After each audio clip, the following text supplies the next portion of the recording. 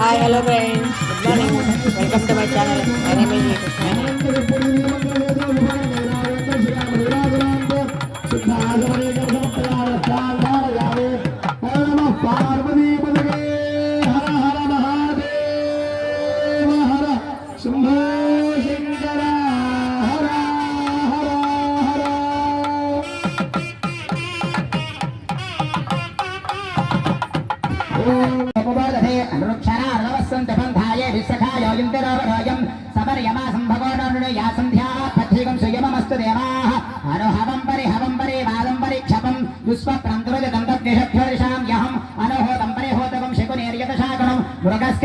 శివరాత్రి సందర్భంగా అచితాపురం చోటుపల్లి గ్రామంలో అంగరంగ వైభవంగా కన్నుల పండుగ శివపార్వతుల కళ్యాణం జరిగిందండి.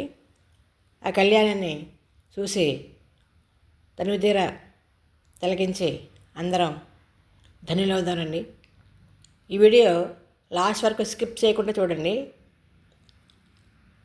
చాలామందికి ఉపవాసం చేసే వీళ్ళు దొరకపోవచ్చు, అలాగే జాగరణ చేయడానికి కూడా వీలు కాకపోవచ్చు.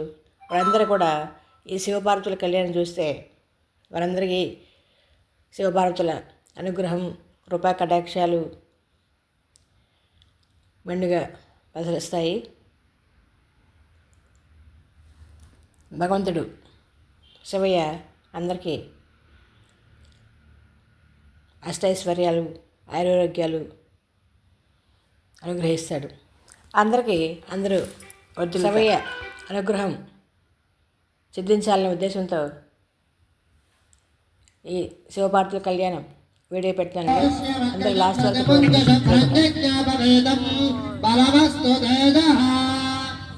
గోవిందా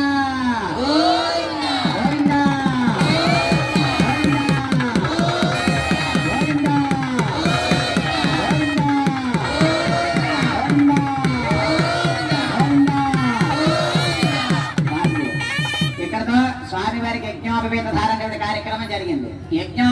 కార్యక్రమం జరిగింది అనేసి ఇంకా వివాహానికి టైం అయిందని అర్థం. ఎందుకంటే స్వామివారికి వివాహం ఇది మనం కథ రూపంలో చెప్పుకుంటున్నాం. స్వామివారికి ఎప్పుడో కళ్యాణం అయిపోయినందుకు ఇది గుర్తుపెట్టుకోండి. మీకు బాగా అర్థం అవడం కోసం నేను ఇక్కడ ఊహించినట్టుగా చెప్తా. స్వామివారిది ఇదే ఊరు? చోడపల్లి. స్వామివారిదే చోడపల్లి, అమ్మవారిదే పక్కన అచ్యుతాపురం. అర్థమైందా? ఇటు పక్క ఉన్న వాళ్ళందరూ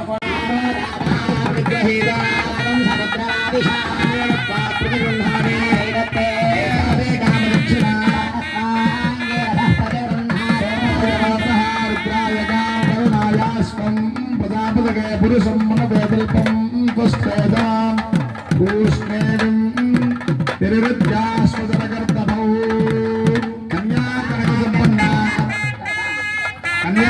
సంపన్న కనకాభరణైర్విదాం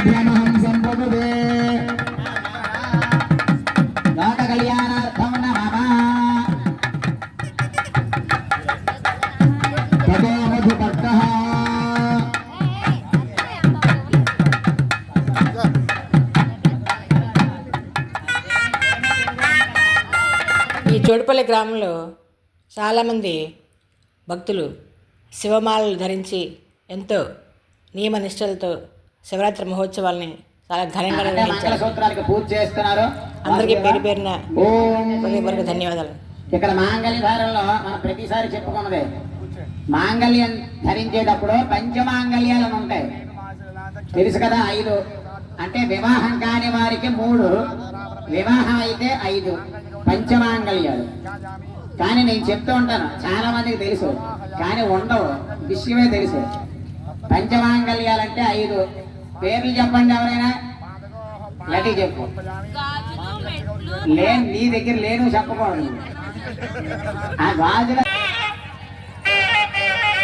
సింహాచల పుణ్యక్షేత్రం నుంచి ఆస్థాన పండితులు విచ్చేసి ఈ కళ్యాణ మహోత్సవాన్ని, శివపార్వతుల కళ్యాణ మహోత్సవాన్ని ఎంతో ఘనంగా అంగరంగ వైభవంగా నిర్వహించారండి. లాస్ట్ వరకు ఈ వీడియో చక్కగా చూడండి. అందరికీ శివ అనుగ్రహం అందరికీ ప్రాప్తిస్తుంది. శివరాత్రి సందర్భంగా స్వామివారి ఊరేగింపు, కోలాట ప్రదర్శన, ఇంకా శివపార్వతుల కళ్యాణ మహోత్సవం, రుద్రాభిషేకం చాలా ఘనంగా నిర్వహించారు.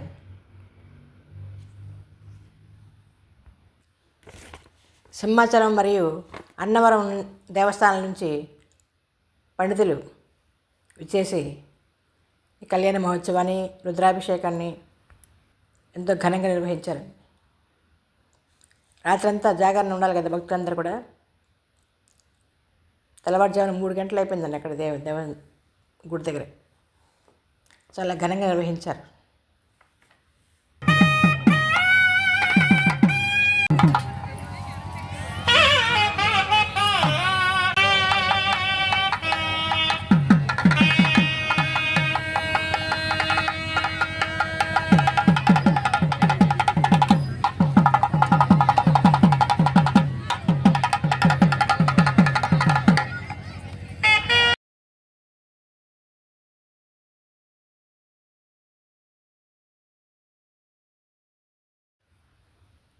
నూట 8 శివలింగాలతో రుద్రాభిషేకం కూడా చాలా ఘనంగా నిర్వహించారండి.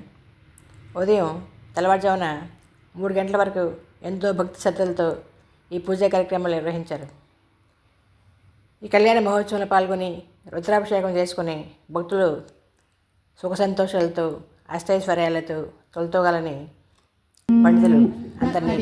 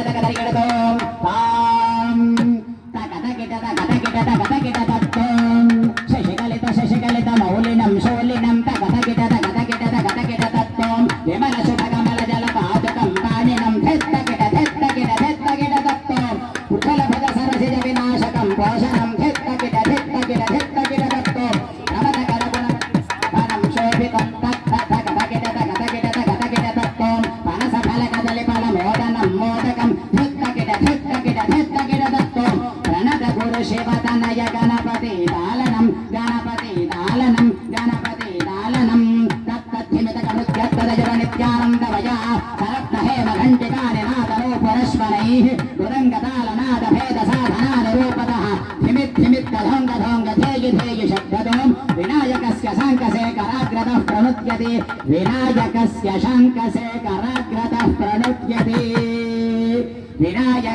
శంఖశేఖరాగ్రతః ప్రణుద్యతే. అందరూ గట్టిగా చెప్పండి, జై గణేశ జై గణేశ జై గణేశ పాహి మాం. దేవతలను ఆవాహన చేస్తాం. వాళ్ళకు కూడా చాలా మంది ఉన్నారు. నవగ్రహాలు వస్తారు అక్కడికి, సప్తఋషులు వస్తారు, అలాగే 10 దిక్కులు వస్తారు.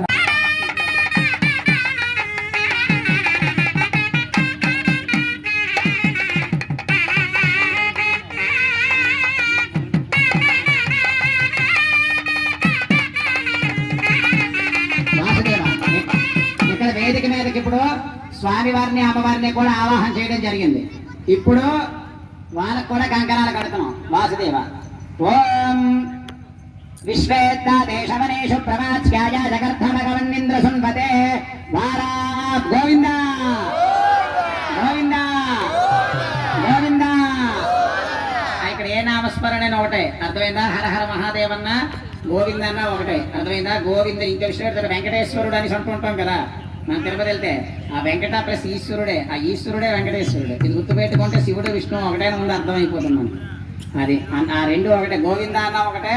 అందులోని కూడా శివుడికి ఇష్టం ఎవరంటే విష్ణు అంటారు. విష్ణువుకి ఎవరు ఇష్టం? శివుడు. అందుకనే శివష్ట హృదయం విష్ణు, విష్ణుష్ట హృదయం శివ. ఈ రోజు ఎంత విష్ణునామం ఎక్కువగా చేస్తే అంత ఫలితం. శివుడికి ఇష్టమైన పని చెయ్యాలి కదా. ఆయనకి ఇష్టమేంటి? విష్ణువు కదా. అందుకే విష్ణునామ స్మరణ చేసినా మంచిది.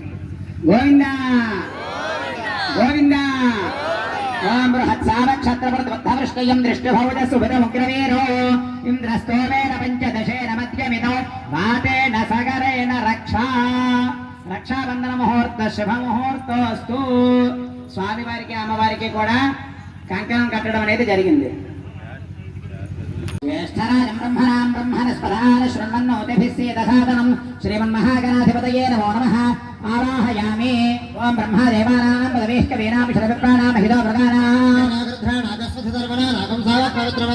బ్రహ్మాణమావాహయామి స్థాపయామి పూజయామి. ఇదం విష్ణుర్చక్రమే త్రేధానిధదే పదం మహావిష్ణుమావాహయామి స్థాపయామి పూజయామి. రుద్రాయ ప్రజేతసే మీఢుష్టమాయ దవ్యసే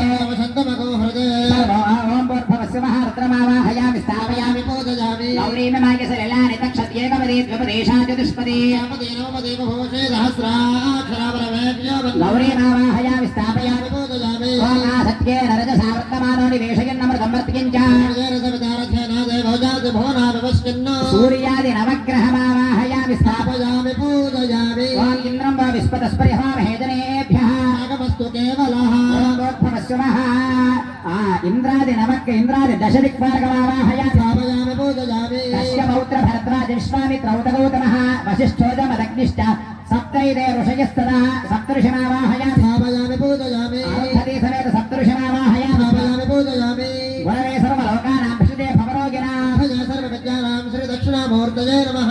సర్వగురుమావాహయామి స్థాపయామి పూజయామి.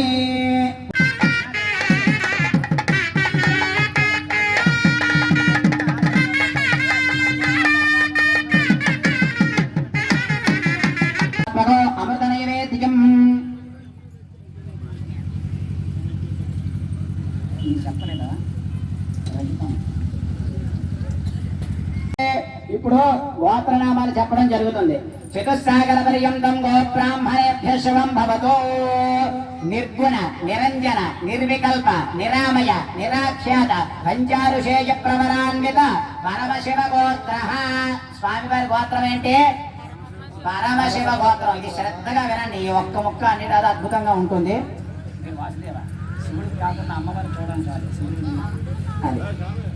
పరమశివ గోత్రం అంటే ఉదాహరణకి ఇక్కడ ఏమన్నా ఆయన గోత్రం ఏంటండి? ఆయన ఎప్పటి నుంచి ఉన్నాడు? ఆయన ఎప్పటి నుంచి ఉన్నాడో మనకు తెలియదు, కానీ మనకన్నా ముందు నుంచి ఉన్నాడు అన్న విషయం తెలుసు. కానీ సృష్టి స్థితి లయ మూడు చేసేది ఆయనే. అందుకనే ఆయన గోగోత్రము లేదు. ఇది శివపురాణంలో స్వామివారి నారద మహర్షి గారు చెప్తారు. బ్రహ్మగారే పురోహితుడు. ఎందుకంటే బ్రహ్మగారే కళ్యాణం చేయించారు. ఇప్పటికీ కూడా ఎక్కడ కళ్యాణం జరిగినా బ్రహ్మగారు వచ్చి చూస్తుంటారు. వచ్చి చూస్తున్నప్పుడు గోత్రం ఏమిటయ్యా అనేసి అంటే తల్లిదండ్రులు అడగారు కదా. ఇప్పుడు గోత్రం ఏమిటి అనేసి అంటే పిల్లలకి తెలియకపోతే తల్లిదండ్రులు అడుగుతారు. ఆయన తల్లిదండ్రులు ఎక్కడ ఉన్నారు? ఆయనే అందరికీ తల్లి జగత పితరం అంటే పార్వతీ పరమేశ్వరం. ఆయనే తల్లిదండ్రులు. ఆయన తల్లిదండ్రులు ఎక్కడ ఉంటారు? అందుకనే అది తల్లిదండ్రులు గోత్రం ఎవరికి తెలియదు. అక్కడ ఎవరిని అడిగినా మాకంట ముందు నుంచి ఉన్నాడు, మాకంట ముందు నుంచి ఉన్నాడు, మాకంట ముందు నుంచి ఉన్నాడు అని చెప్తున్నారు. ఆఖరికి ఈయన కిలక్కారుగా ఈయన గోత్రమే. ఆయన శివుడే పరమశివుడు కదా. అందుకని ఆయన గోత్రమే పరమశివ గోత్రం అని చెప్పారు. అర్థమైంది కదా? పరమశివ గోత్ర. ఆయన గోత్రం పరమశివ గోత్రం. గుర్తుపెట్టుకోండి. ఇప్పుడు మనకు కూడా పెళ్ళయ్యేటప్పుడు తండ్రి తాత ముత్తాత ముగ్గురు పేరు చెప్తుంటారు. ఇప్పటికీ కూడా చెప్పాలి.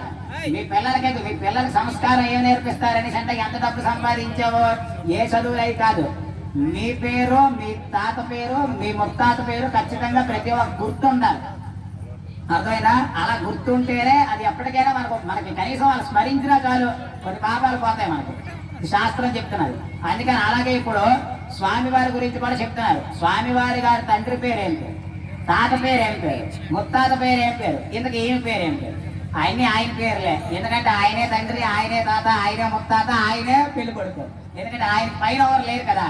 అందుకని అలా సృష్టించారు. ఎందుకంటే ఆయన కళ్యాణాల దగ్గర నుంచి మనకు అలా మనం కూడా కళ్యాణాలు చేసుకుంటున్నాం. పరమశివ గోత్ర శ్రీ పరమేశ్వర శర్మణో పుత్రాయ. పరమేశ్వరుడు అనేటువంటి పుత్రుడికి స్వామివారి అబ్బాయి. ఇప్పుడు స్వామివారి పేరు రావాలి కదా. మీ ఊర్లో శివాలయం ఉందా? లేదా? ఉండాలా? గౌరీ పరమేశ్వర ఆలయం ఉంది కదా. అందుకనే పరమేశ్వరుడే ఇక్కడ ఉండి అంటే మీకు దగ్గరలో ఏదైతే శివాలయం ఉందో ఆ శివాలయం పేరే. ఎందుకంటే మనకి శివుడు అన్నిటికన్నా ప్రత్యేకం ఎక్కడ అంటే కాశీ. అందుకనే ముత్తాతను కాశీ చేశాం, కాశీ విశ్వేశ్వరుడు. తర్వాత మనకి మల్లికార్జునుడు. మనకి ఎందుకంటే జ్యోతిర్లింగాల్లో కాశీ తర్వాత మళ్ళీ గొప్పది మన శ్రీశైలం. అందుకని ఆయన తాతం చేశాం. తండ్రి పరమశివుడు అని చెప్పాం. ఇప్పుడు ఆఖరికి పరమేశ్వరుడు అనేసి మీకు దగ్గరలో ఉండేటువంటి శివాలయం పేరు ఉందో అది పెడుతూ ఉంటాం. చతుస్సాగర పర్యంతం గో బ్రాహ్మణేభ్య శుభం భవతో. నిర్గుణ నిరంజన నిర్వికల్ప నిరామయ నిరాఖ్యాత పంచారుషేయ ప్రవరాన్విత పరమశివ గోత్ర సాక్షాత్ అఖిలాండ కోటి బ్రహ్మాండ నాయకాయ వేద వేదాంత వేద్యాయ తత్వజ్ఞాన పురుషాయ పురాణ పురుషోత్తమాయ ఇచ్ఛాశక్తి జ్ఞానశక్తి క్రియాశక్తి స్వరూపాధిష్టాన దేవత కైలాసవాసాయ శ్రీ అర్థమైందా? ఈ తాపాలతో మనం కొట్టుకునేటప్పుడు మనకు కూడా 3 గుణాలు వస్తూ ఉంటాయి. సత్వగుణము, రజోగుణము, తమో గుణము. అర్థమైందా? ఈ 3 గుణాలతోటి మనం 3 కాలాల్లోనే ఉంటాం. నిన్న, నేడు, రేపు. దీన్నే భూత, వర్తమాన, భవిష్యత్తుడు. అర్థమైందా? ఇలాగా అంతేకాదు. మన 3 లోకాలు, మన పై లోకం, మన కింద లోకం, మనం ఉండేది. ఎన్ని చూసుకుని అన్ని 3 వస్తున్నాయో లేదా? ఈ 3టికి సంకేతం. అర్థమైందా? ఆయన సోలం. అందుకనే నిన్న ఏం జరిగినా, ఈ రోజు ఏం జరుగుతున్నా, రేపు ఏది జరగపోయినా, అర్థమైనా ఈ 3 కొమ్ముల్లోనే ఉంది. కానీ మన సోలాన్ని చూస్తున్నాం కానీ పట్టుకున్న వాడు చూడాలి. ఎవడు పట్టుకున్నాడు ఆ సోలాన్ని? శివుడు పట్టుకున్నాడు. అంటే ఈ జరుగుతున్నది, జరగబోయేది, జరిగిపోయినది 3 కూడా ఎవరి చేతిలో ఉన్నాయే? ఆయన పట్టుకుంటే రేపు మనకేం జరుగుతుందో మనకు తెలియదు కానీ ఆయనకు తెలుస్తుంది. ఆయనకు తెలుసు అనేటువంటి విషయం మనకు తెలిసి ఆయన పట్టుకుంటే మనకి ఒకవేళ చెడుగు జరిగినా దాన్ని మంచి కింద చేసేటువంటి శక్తి ఆయనకున్నది. అంటే కర్మం తీయడు. ఉదాహరణకి పాము కొట్టాలి, తేలు కుట్టి బతికిపోతాం. ఇలా చేసింది ఎవడంటే ఆయన. అర్థమైందా? ఇప్పుడు అర్థమైంది కదా ఎందుకు పట్టుకోవాలి భగవంతుని, దేనికి పట్టుకోవాలి అనేసి అంటే మనం చేసేటువంటి కర్మల్లో ఏదైనా ఎక్కువగా ఉన్నది అనేసి అంటే దాన్ని తక్కువ చేసి మనల్ని బయటపడేస్తాడు. అర్థమైందా? అందుకనే భగవంతుని పట్టుకోవాలి. ఎందుకంటే ఈవిడ సూర్యస్వరూపం, అమ్మవారి చంద్రస్వరూపం. అందుకని ఉదయం వల్ల వేడిగా వస్తుంది మనకి సూర్యుడు, రాత్రి అయితే అమ్మవారు చల్లగా తగులుతారు. చంద్రస్వరూపం. ఇద్దరు కలిస్తేనే ప్రపంచం. అర్థమైందా? అదే శివుడి శక్తి కలిస్తేనే ప్రపంచం. ఇప్పుడు అమ్మవారి గురించి కూడా చెప్తున్నారు. చతుస్సాగర పర్యంతం గో బ్రాహ్మణేభ్య శుభం భవతో. కాశ్యమావత్సార నైద్రువ రేప రైప శైండిల్య శాండిల్య సప్తారుషేయ ప్రవరాన్విత కాశ్యపస గోత్ర.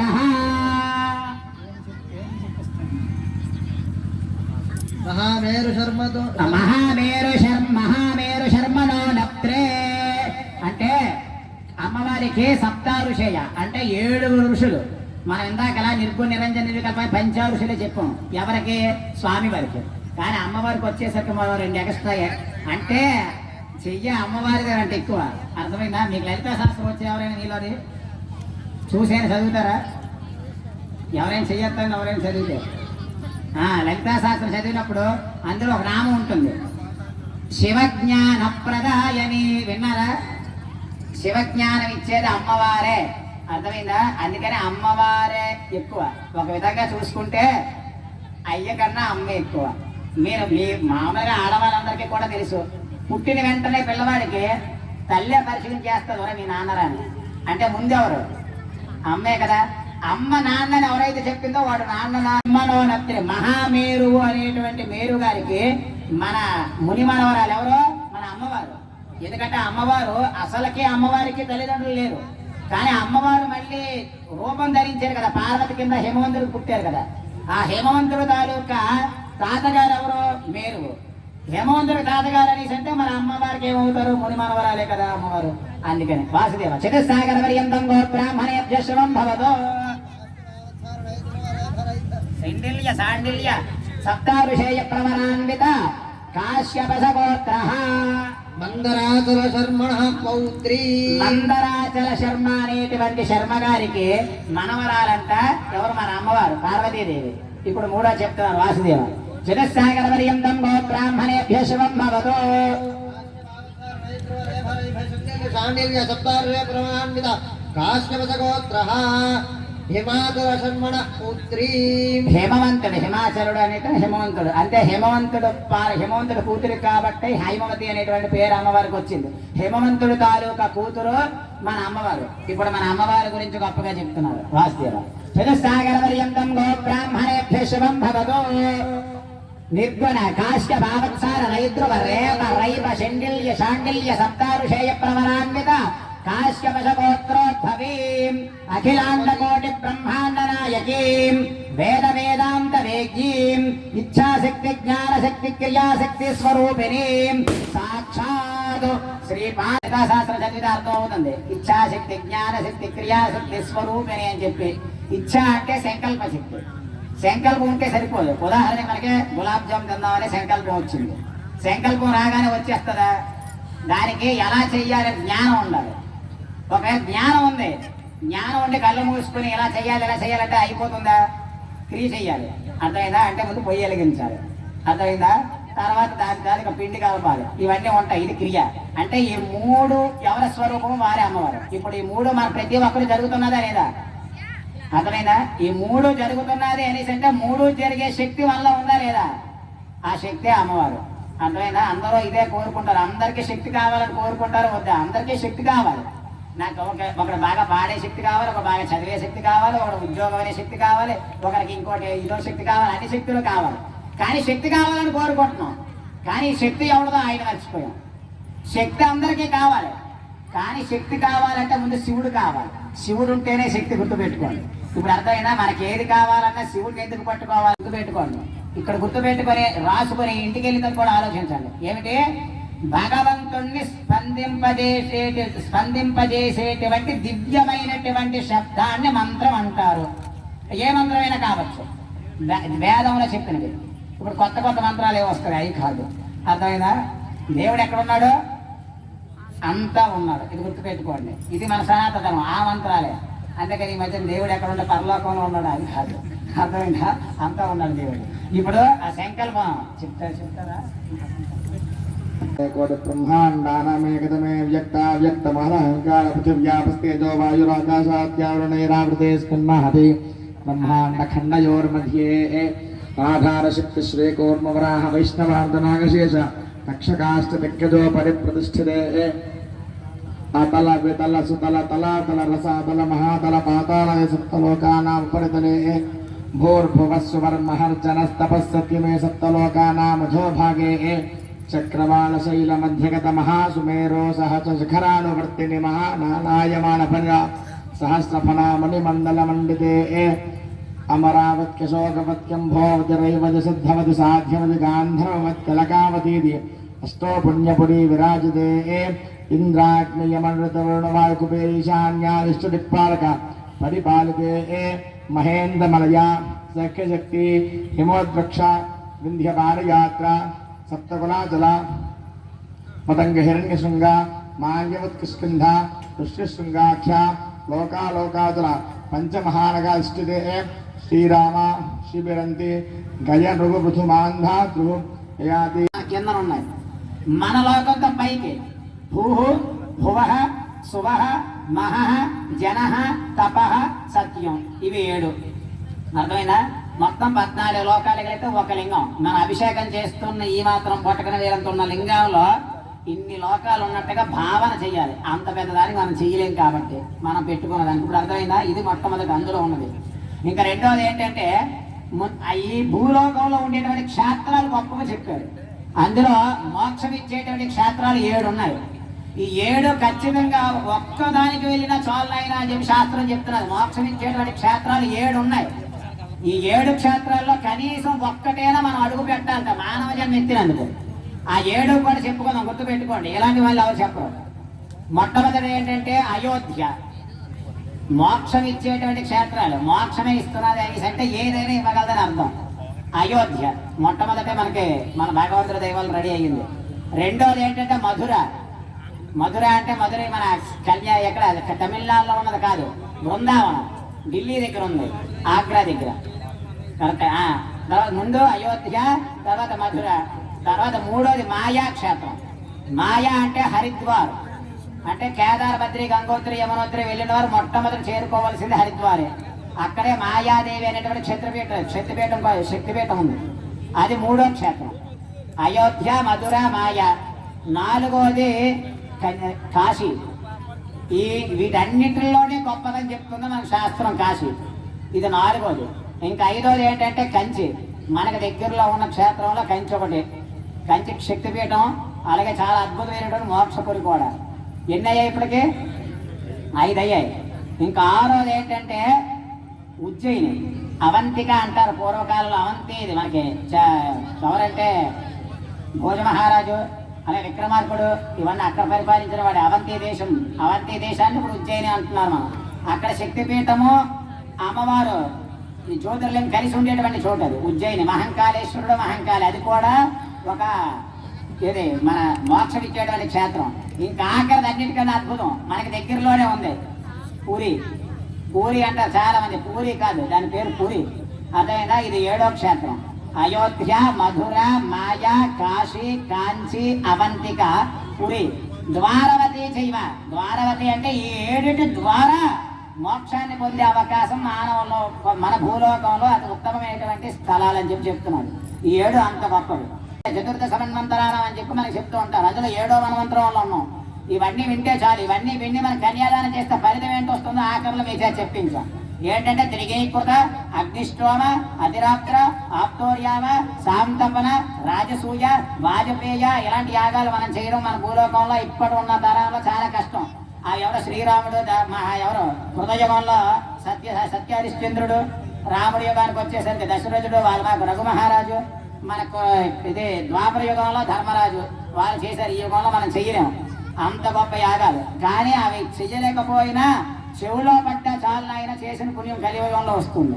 అంత గొప్పది ఇవన్నీ కూడా. ఇవన్నీ కూడా కన్యాదానం చేస్తే వచ్చే ఫలితంలో ఉంటాయి. అందుకే అమ్మవారికి స్వామివారి కన్యాదానం మనం ఇప్పుడు చేసుకుంటున్నాం. అవి జాగ్రత్తగా చూసి ధరించండి. వాసుదేవ ఓం దేవ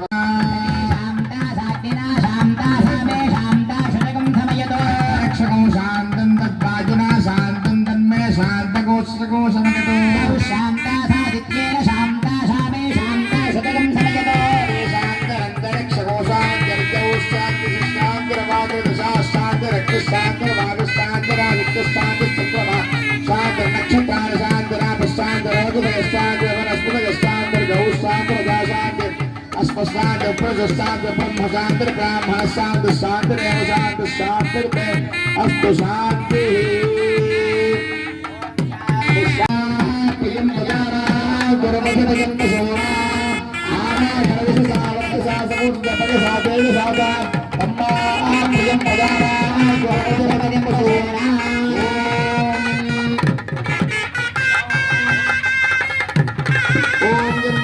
సత్యం మన్నాద్యం వీర్యం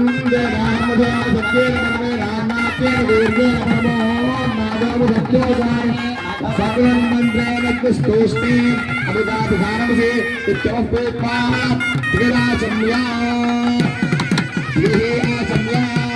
అనుకంప్యాయ ప్రయచ్ఛేదో గౌరిగాం బ్రాహ గౌ విద్వావద్ధరాయ యజ్ఞస్య వర్ధ్యవరవర్ధాపతిరస్య ప్రతిపన్నా వర్మదజోహం మనుష్కేషు భూయాసం గౌర్భేణ భద్రా మాతా రుద్రాణాం దుహితావసే వాయుస్సారాజ్యానామగజనాభిః ప్రవాదినిషేదనా యమాగామనా గామనిర్ముదిష్టా విభజోపదిగుణాం యత్తో ఓం ఉత్సునాత్తుచ్చైః అర్చున ప్రాచురా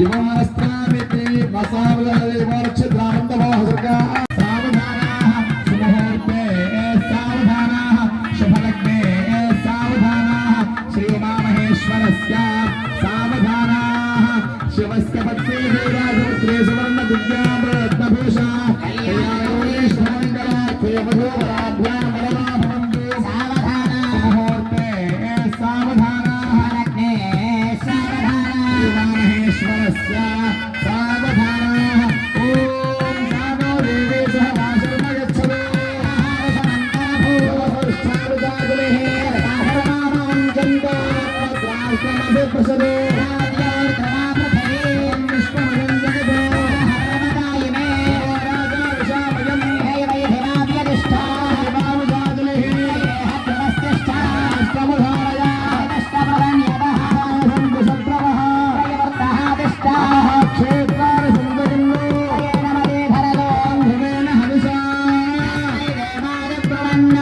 బ్రహ్మణస్పతి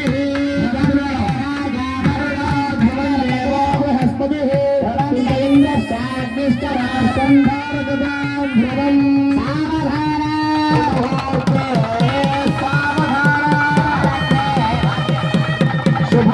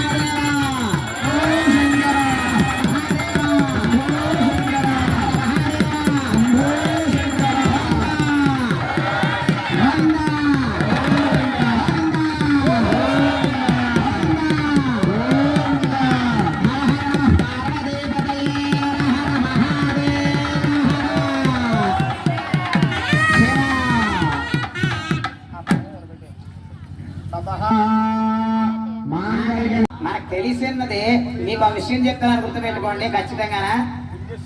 రాముడి కన్నా రావణాసుడికి ధర్మాలు ఎక్కువ తెలుసు. తెలుసా? తెలుసు, ఎందుకంటే మనం ఆ జాతికి చెందిన వాళ్ళు కాదు, మనకు తెలుసు. వాడికి తెలిసి పాటించలేదు కాబట్టి భ్రష్టుడైపోయాడు. రాముడికి తెలిసి కొంచెమైనా తెలిసినా పాటించాడు కాబట్టి దేవుడు అయిపోయాడు. ఇప్పుడు అర్థమైందా? అంటే కలియుగంలో ధర్మం అందరికీ తెలుసంట, కానీ పక్క వాడి నుంచి చూస్తాం, ఆడి చెయ్యట్లేదే అంటాం, మనం చెయ్యం. ఇప్పుడు అర్థమైందా? అంటే ధర్మం తెలియడం వేరు, పాటించడం వేరు. ఇది ఎలాంటిది అనేసంటే ఒక చిన్న ఉపమానం చెప్తే మీకు బాగా అర్థం అవుతుంది. మనము బయటికి వెళ్ళాం, ఏంటంటే మాంగళ్యం మెడలో కాకుండా ఫ్రిడ్జ్లో కట్ట పెడుతున్నారు, బీరువాల్లోనే. ఎప్పుడో పొట్టెలు ఈ రెండు కంపల్సరీ. ఇక్కడ చెప్పిన 3 ప్రతి స్త్రీకి వర్తిస్తాయి. పెళ్లి అయితేనే కాదు, పెళ్లి కాకలేని వాళ్ళకి కూడా ఈ 3 ఉండాలి. 3వది ఏంటంటే బొట్టు. ఖచ్చితంగానా ఈ మధ్యన బొట్టు గురించి ఏమైనా చెప్తూ ఉంటే ఒక హైదరాబాద్లో మా వాడికి తెలుస్తుంది, ఏమంటే పుట్టుకతో లేదు కదండి, ఈ మధ్యలో ఇవన్నీ చెప్తారేంటి, మరి మిగతా వాళ్ళందరూ కూడా పెట్టుకోకుండా ఉన్నారు కదా, మిగతా గుళ్ళు ఇవన్నీ ఉన్నాయి కదా, ఎలాగైనా వెళ్ళిపోవచ్చు కదా అని చెప్పి అన్నారు. దానికి చాలా మంది నిజమే కదా అన్నారు. ఎందుకంటే అజ్ఞానం వేగంగా వ్యాపిస్తుంది, ధర్మం వ్యాపించదు. అర్థమైందా? పుట్టుకతో లేదు కాబట్టి పెట్టుకోవాల్సిన పని లేదు. పుట్టుకతో చాలా లేవు మనకి అని ధరించామా లేదా? అంటే పుట్టుకతో లేనిది ఎందుకు పెట్టుకున్నావు అని సరే దానికి అర్థం ఏంటంటే శాస్త్రం చెప్తున్నది మనకి క్లియర్గా. నాయన ఎలా పుట్టామో అలాగే పోతే మనకి కుక్కకి తేడా లేదు. అర్థమైందా?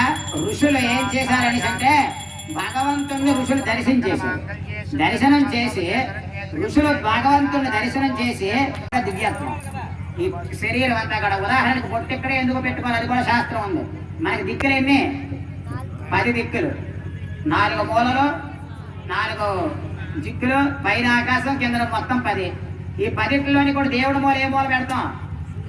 ఈశాన్య. అక్కడే ఎందుకు పెట్టాలి? మిగతా 3 దిక్కులు ఉన్నాయి కదా, 9 దిక్కులు తీసి ఈశాన్యంలోనే పెట్టాలా అంటే దిక్కులు అంటే 10 ఉన్నా ఈశాన్యంలోనే దేవుడిని ఎలా పెట్టి దీపం పెడతామో ఆ దిక్కుకే దేవుడు ఎలా అయితే ఉన్నాడో, శరీరంలో ఎన్నో అవయవాలు ఉన్నా సరే ఈ అవయవానికి లలాట గ్రంథి అని పేరు. అందుకని ఇక్కడ చూపించి పెడదాం. ఇక్కడ బొట్టు పెట్టుకోవడానికి అదొక కారణం. ఇది ఒకటి మాత్రమే, ఇంకా చాలా ఉన్నాయి. మరోటి చెప్పుకోవాలి అనేసి అంటే ఇది లలాట గ్రంథి అంటారు. ఇది కాశీ క్షేత్రం. మన శరీరంలో కాశీ ఎక్కడ ఉన్నది అనేసి అంటే ఇది మనకి ఇడానాడి, పింగళానాడి అని చెప్పి ముక్కులోంచి 2 నాడులు, కింద నుంచి ఒక నాడు ఉంటుంది, ఇది మధ్యలో ఉన్న సుషుమ్న. ఈ 3 నాడులు కలిసినటువంటి చోటు ఇది. అర్థమైనా? 3 నాడులు కలిసిన చోటు, 3 నదులు కలిసిన చోటు కూడా కాశీ. త్రివేణి సంఘం అంటారే, ఇది వారణాసి. ఎందుకంటే ఇది వరుణ నది, ఇది యశీ నది. ఈ మధ్యలో ఈ 2 నదులు ఎక్కడైతే కలుస్తాయో దాన్ని వారణాసి అంటారు. ఇది మన శరీరంలో వారణాసి ఏంటంటే ఈ స్థానం. అందుకనే ఇక్కడ బొట్టు పెట్టుకోవడానికి కారణం. అర్థమైందా? ఇది 2వ అర్థం. ఇంకా చాలా ఉన్నాయి, మీరు ఇంకా పువ్వేనా ఉండాలి. ఇలాంటి పూజలకు వచ్చినప్పుడు ఒకటి సరిపోదు, మామూలు టైంలో ఎక్కువ నిండాగా ఉండాలి ఆ పువ్వులు. ఎందుకంటే అమ్మవారి దగ్గరికి అయ్యవారు ఎలా చూస్తారు కానీ పంచప్రాణాలు అంటారు కదా, అందుకని 5 కనీసం 5. ఇప్పుడు 5 ఉన్నాయా? ఎవరికి ఇప్పుడు 5 ఎవరి చేతికి ఉన్నాయో చెయ్యొద్దండి.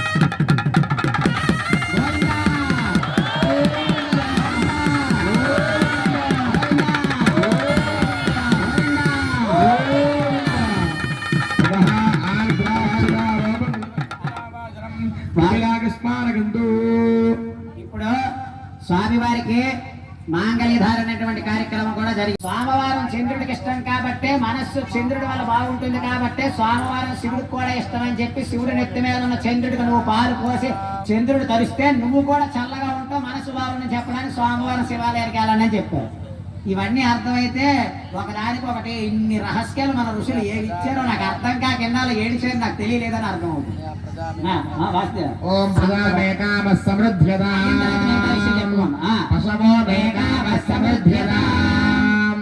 यज्ञमेकामः समृद्ध्यताम् तूष्णीम् ओम प्रजापतिस्त्रियाय यशः मुष्टयोरुधात्सवम् कामस्य सत्यमानन्दम् तस्याग्ने भाजके हमा मोदः प्रमोदानन्दः मुष्टयोर्निहितः श्रुत्वेन कामस्य दप्याने दक्षिणानां प्रजग्रहे मनसः चित्तमाकूतिम् वाचः सत्यमशीमहे पशूनागो रूपमन्यस्य मयश्री श्रियताम् श्रीश्रियधामये तथा हवस्ताद्रुपद्गुस्त्रिये पुमारो तथा श्री द्रुप्यते भगोस प्रिये प्रिया एवं भगस्त्रुप्याने यज्ञस्य काम्यः प्रियः रामे त्यज्ञनवदते तेरि बाजुरा हततो अन्ते सत्यं धन्वराः आदित्य सत्यमोमिति आपत्समाभरन्नम् यशो यज्ञस्य लक्षिणाम् प्रजामेकामः समृद्ध्यताम् पशवोमेकामः समृद्ध्यताम् यज्ञमेकामः समृद्ध्यताम् तूष्णीम् चतुर्थीम्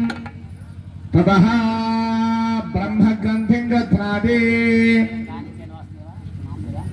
అందుకనే ఆ తలంబరాలు వేయడానికి అంత సంకేతం ఉన్నది. ఆ బాల్స్ ఇవన్నీ ఏం వేయక్కర్లేదు. అక్కడ వాడాల్సినవి ఏంటంటే చంద్రుడికి సంబంధించిన కురుడి, చంద్రుడికి సంబంధించిన పాలు, చంద్రుడికి సంబంధించిన బియ్యం, ఈ మూడు చంద్ర సంబంధం అన్ని వైటే. ఆ వైట్కి జాగ్రత్తగా అరిచేతులు కూడా ఆఖరికి వైటే.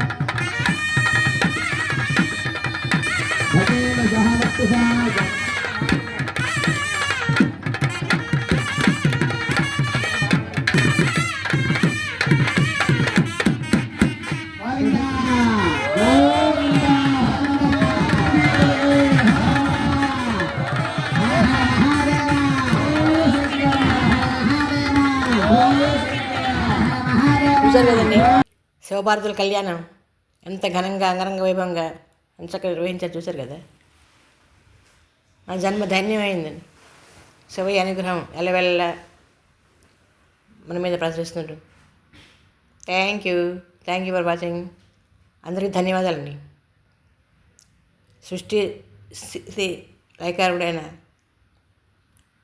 శివయ్య అనుగ్రహం అందరి మీద వర్షించాలని, అందరూ ఆరోగ్యాలతో వర్ధిల్లాలని ఆశిస్తున్నాను. Thank you for watching. అందరికీ ధన్యవాదాలు. సర్వే జన సుఖినో భవంతు. వీడియో నచ్చితే లైక్ చేయండి, షేర్ చేయండి. మరిన్ని కొత్త వీడియోని సబ్స్క్రైబ్ చేస్తారు కదండి. Thank you. అందరికీ ధన్యవాదాలు.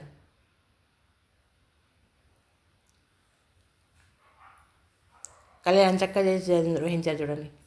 ప్రతి అంశాన్ని కన్నులు కట్టినట్టు పోసుకొచ్చినట్లు చక్కగా వివరించారండి పంతులు గారు.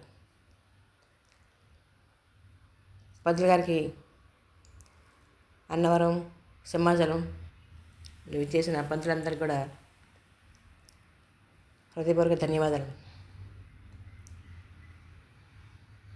నమస్కారాలు. Thank you.